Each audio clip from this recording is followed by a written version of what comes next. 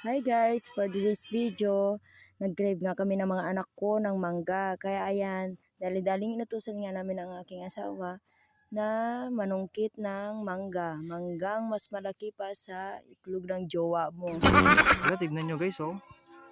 Marami palang bunga dito sa baba. Mas mainam, ito na lang sana kinuha namin kaysa nang yung nasa taas.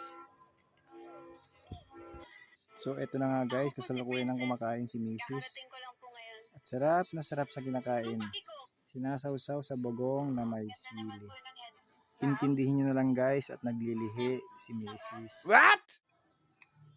Apo, bakit mangibati kamit? Mangibingay kamit.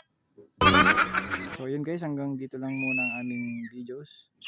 Abangan ang aming videos sa susunod. Thank you for watching guys. I love you，